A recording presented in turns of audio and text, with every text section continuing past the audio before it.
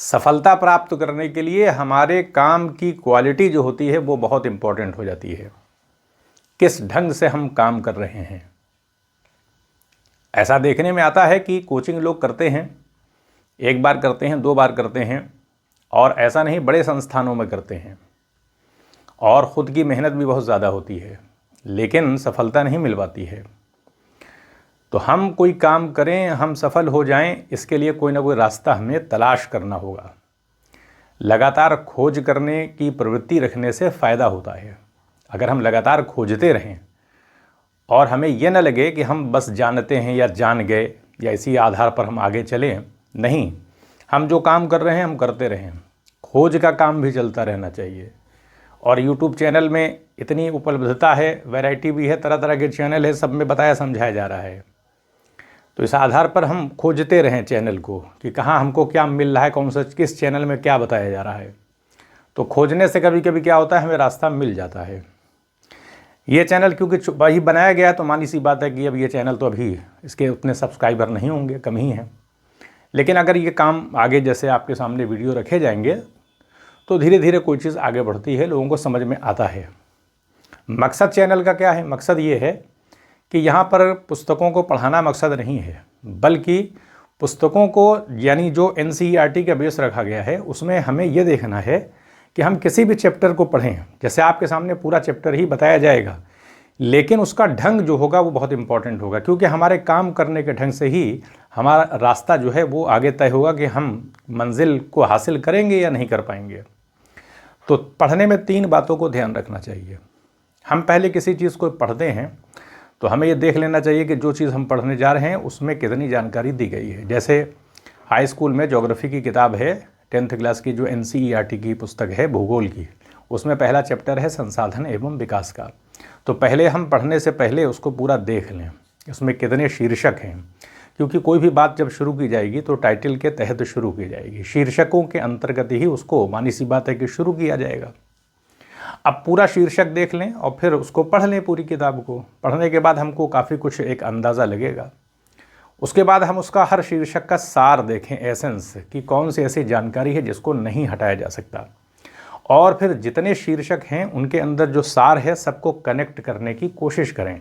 Connection को तलाश करना चाहिए। जैसे ट्रेन के डिब्बे आपस में कनेक्ट होते हैं, उसी तरह से कनेक्शन को तलाश करने की मानसिकता, मेंटेलिटी हमारे अंदर होनी चाहिए कि पूरा चैप्टर कनेक्ट हो जाए हमसे, क्योंकि कनेक्शन जब होगा तो हम पूरा का पूरा चैप्टर बता सकते हैं किसी को, उसी कनेक्शन सीढ़ी के बेस पर, जैसे सीढ़ी आपस में जुड़ी हुई होती है।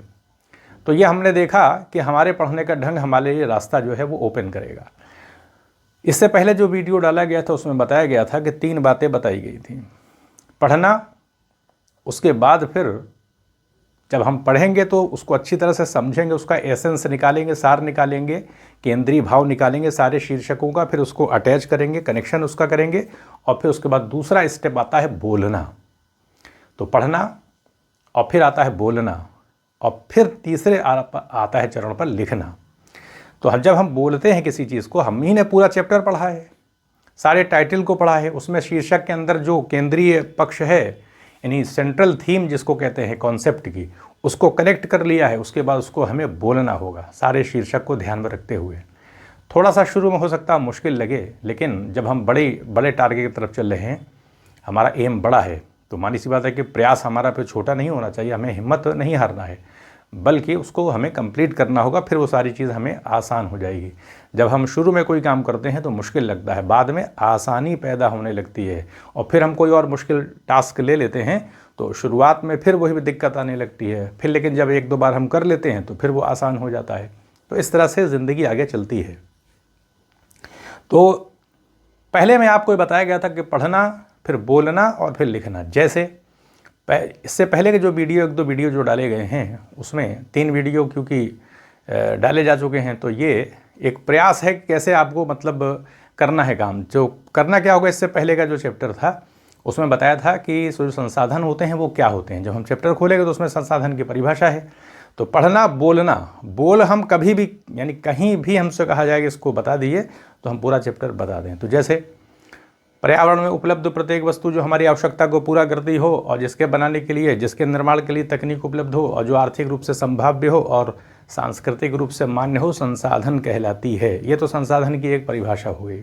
इसमें 4 बातें हैं। वस्तु हमारी आवश्यकता को पूरा करे, उसको बनाने के लिए कोई प्रौद्योगिकी टेक्नोलॉजी उपलब्ध हो और जो इकोनॉमिकली फीजिबल भी हो, आर्थिक रूप से संभाव्य, यानी उसको बेच करके उससे हम कुछ लाभ उठा सकें और समाज के द्वारा उसको स्वीकृति प्रदान की जाए। सांस्कृतिक रूप से मान्य भी होनी ही चाहिए, कल्चरली एक्सेप्टेबल भी हो, तब उसको हम संसाधन कहेंगे। उसके बाद संसाधन का वर्गीकरण है जिसमें उत्पत्ति के आधार पर, समाप्यता के आधार पर, उत्पत्ति के आधार पर जैव संसाधन, अजैव संसाधन, समाप्यता के आधार पर ऑन द बेसिस ऑफ एक्सॉस्टेबिलिटी, और उसके अंदर नवीकरणीय, अनवीकरणीय, उसके बाद फिर स्वामित्व के आधार पर on the basis of ownership, व्यक्तिगत संसाधन, सामुदायिक संसाधन, राष्ट्रीय संसाधन, अंतर्राष्ट्रीय संसाधन on the basis of status, विकास के स्तर के आधार पर संभावी संसाधन, विकसित संसाधन, भंडार और संचित कोष। ये एक वर्गीकरण है, ये हमें याद होना चाहिए। याद करने की आवश्यकता नहीं, इस तरह से पढ़ें, कनेक्शन रहेगा तो हम बता ले जाएंगे। अब यहाँ पर जो चैप्टर आता है वो संसाधनों का विकास आता है, यानी जो हम अभी पढ़ने जा रहे हैं वो है संसाधनों का विकास। तो इसमें कुछ बातों को समझना पड़ेगा कि संसाधनों के विकास का क्या मतलब है, हम विकास से क्या समझें। संसाधनों का विकास, ये एक इसमें शीर्षक है, इसके अंतर्गत अब हमें बातों को समझना पड़ेगा। अब जैसे संसाधनों के विकास की बात आ रही है तो मानी सी बात है कि संसाधन जो होते हैं वो क्या किए जाते हैं, प्रकृति द्वारा वो प्रदान किए जाते हैं, वो प्रकृति द्वारा प्रदान किए जाते हैं, तो उनको प्रदान किया जाता है प्रकृति के द्वारा। अब जब कोई चीज़ हमको वितरित की जाएगी, प्रदान किया जाएगा, तो हमें क्योंकि इस तरह से याद करना कि हमें समझना है, फिर उसके बाद बोलना है, फिर लिखना है, पूरे चैप्टर को बोलना है। तो संसाधन मतलब जैसे अब भूमि है तो भूमि भी, अगर भारत के संदर्भ देखें तो सबके पास एक जैसी ज़मीन नहीं है, किसी के पास तो ज़मीन ही नहीं है। बहुत सारे ऐसे ग्रामीण क्षेत्रों में, शहरों में बहुत सारे ऐसे लोग रहते हैं जिनके पास ज़मीन नहीं है और बहुत बड़ी संख्या है। तो इसलिए जब संसाधन प्रदान किए जाते हैं तो बहुत सारी चीज़ें हैं, वन संसाधन है, ज़मीन है, उसी तरीके से पानी की उपलब्धता है, तो बहुत सारी चीज़ें हैं। तो ये संसाधन प्रदान किए जाते हैं। और जब प्रदान किए जाएंगे तो मानी बात है 2 लोग इस पर पैदा होंगे, एक तो संसाधन से युक्त आ जाएंगे, यानी संपन्न लोग आ जाएंगे, यानी संसाधन से युक्त लोग होंगे, या जिनके पास ज़्यादा संसाधन है, संसाधन से संपन्न, और संसाधन से युक्त होंगे और दूसरी बात संसाधनहीन हो जाएंगे, यानी इनके पास संसाधन नहीं है। अब यहाँ जो हीन लोग होंगे, मानी सी बात है ये गरीब होंगे, इनके पास गरीबी भी तो होगी, और यहाँ पे होंगे ये अमीर लोग हो जाएंगे। इसका मतलब क्या हुआ कि संसाधन जो होते हैं जब उनको वितरित किया जाता है, प्रकृति हमको देती है, तो हो सकता हो कि किसी के पास कम संसाधन की उपलब्धता हो, किसी के पास ज़्यादा हो। तो ऐसे में अमीर और गरीब की अवधारणा डेवलप हो जाती है संसाधन के वितरण के आधार पर जब उसका बंटवारा होता है, क्योंकि अगर वो इक्वल डिस्ट्रीब्यूशन नहीं हुआ, इक्वलिटी नहीं आ पाई, तो फिर समाज के अंदर विकृति पैदा होगी। अब जो गरीब हैं उसमें महिलाएं भी, उनकी भी दशा खराब हो जाएगी, शिक्षा का स्तर गिर जाएगा, स्वास्थ्य सही नहीं होगा, रहन सहन जो है बहुत ही पुअर हो जाएगा, निम्न स्तर का जीवन स्तर हो जाएगा, बच्चों में कुपोषण की समस्या रह सकती है। तो इस तरह से किसी भी देश का विकास समान नहीं होगा, असमानता दिखाई पड़ेगी, झुग्गी झोपड़ी भी रहेगी और अच्छे अच्छे मकान भी हैं। और ये बहुत सारे ऐसे विकासशील देश हैं, बहुत सारे देश ऐसे हैं जो बहुत ही ज़्यादा गरीबी के जीवन में वहाँ के लोग जीवन जी रहे हैं, इसलिए कि वहाँ संसाधन का वितरण जो है वो उचित नहीं हो पाया है। संसाधनहीन लोग हैं, संसाधन उनके पास नहीं है, और संसाधन से युक्त लोग बहुत ज़्यादा हैं। तो अब मानी सी बात है कि जिनके पास संसाधन ज़्यादा होगा वो अमीर बने ही है संसाधनों के उपयोग के आधार पर, तो ज़्यादा उपयोग कर सकते हैं, तो अंधाधुन उपयोग भी तो हो सकता है, यानी संसाधन का जो उपयोग करेंगे तो उसमें क्या आएगी पोजीशन, ये लोग हैं वो अंधाधुन इसका इस्तेमाल कर सकते हैं। तो यहाँ पर अंधाधुन जब इस्तेमाल होगा, अंधाधुन करेंगे तो इसकी सीधी सी बात है कि फिर प्रदूषण की समस्या क्या पैदा होगी, ये प्रदूषण की समस्या अपने आप आ जाएगी, पर्यावरण का प्रदूषण होने लगेगा।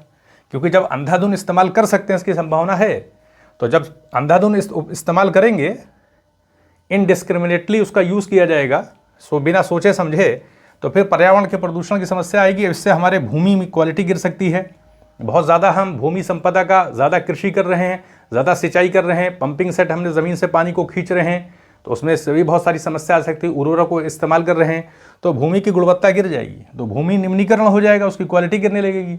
दूसरी बात है कि कार्बन डाइऑक्साइड का, गैसों का स्तर वातावरण के अंदर वो असंतुलित हो सकता है, जिससे ओजोन जो परत है उसका क्षय हो सकता है, ग्लोबल वार्मिंग हो सकती है।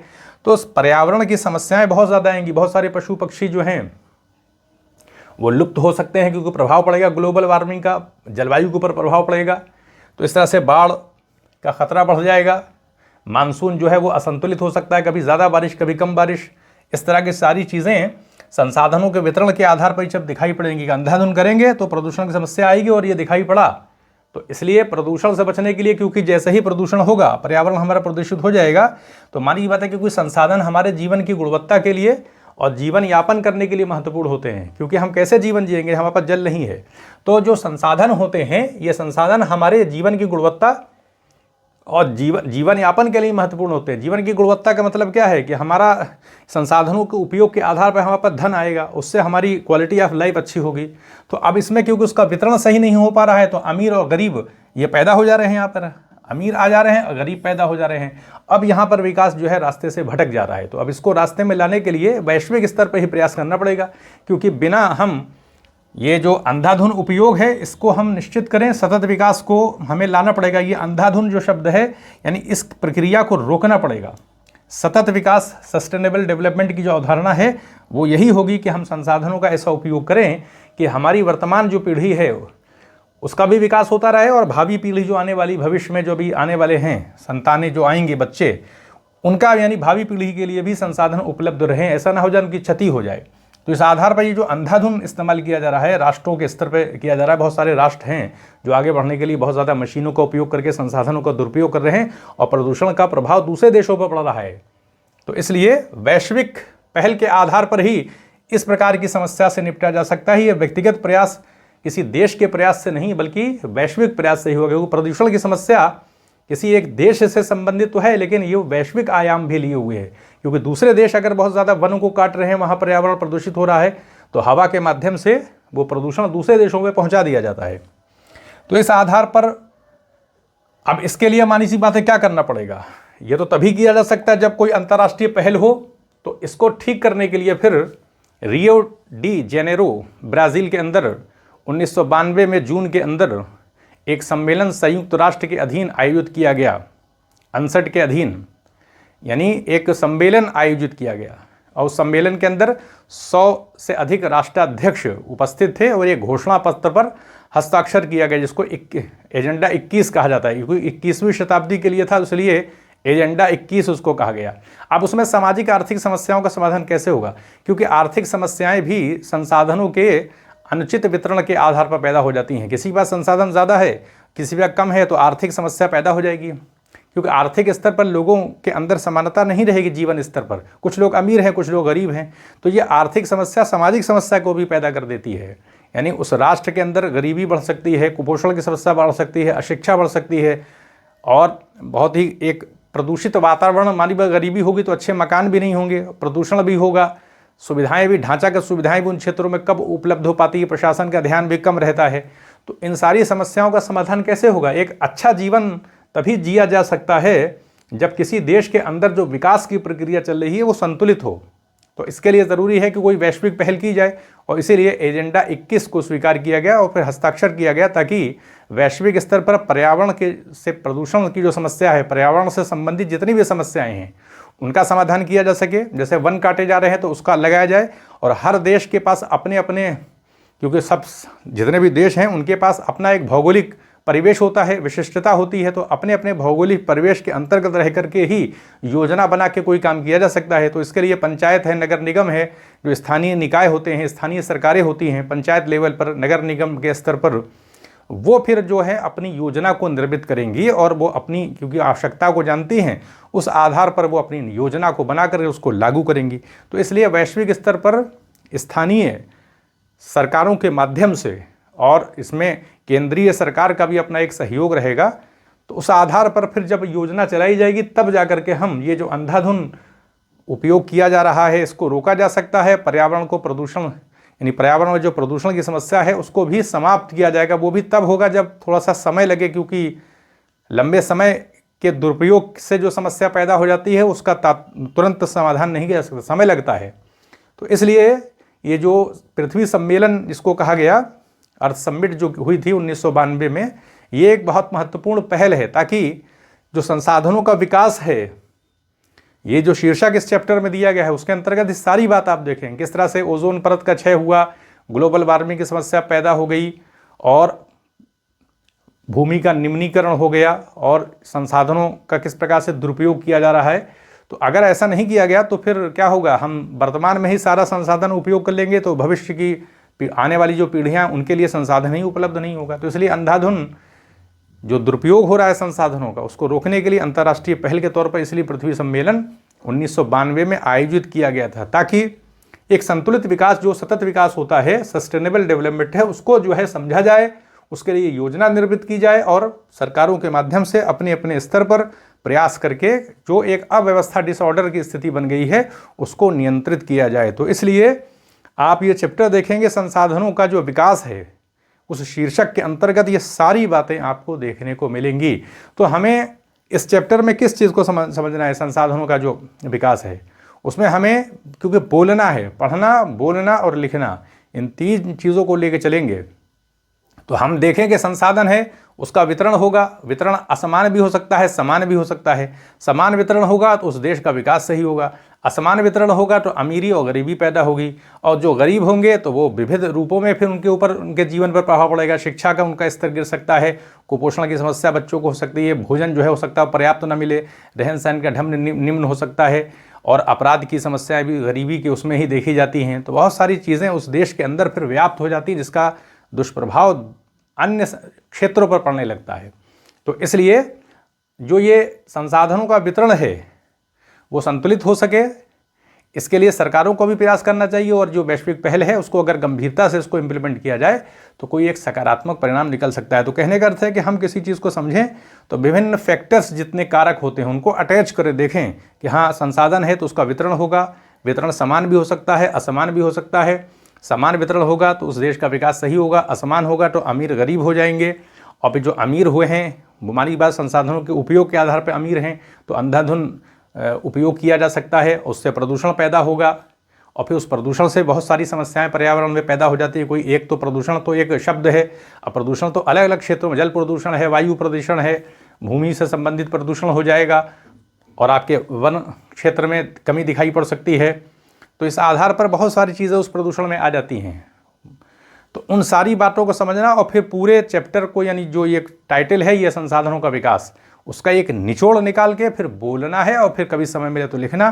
तो ये चीज़ हमारे अंदर एबिलिटी को जनरेट करेगी, पैदा करेगी, और यही मकसद है चैप्टर को बताने का। तो पढ़ाने का मकसद नहीं, उस चीज़ को सही ढंग से आपके सामने अभिव्यक्त करने का है कि किस तरह से हम उसको खुद हैंडल कर सकते हैं, और फिर सारी किताब हमको याद भी रहेगी, एक कॉन्फिडेंस भी रहेगा, और फिर दिक्कत नहीं होगी। कुछ हम बोलते हैं तो जो हम बोल रहे हैं तो हमको लिखने में क्या दिक्कत है, और किसी भी प्रकार का प्रश्न होगा तो हम अपनी क्रिएटिविटी के बेस पर, रचनात्मकता के आधार पर अच्छा लेखन भी कर सकते हैं।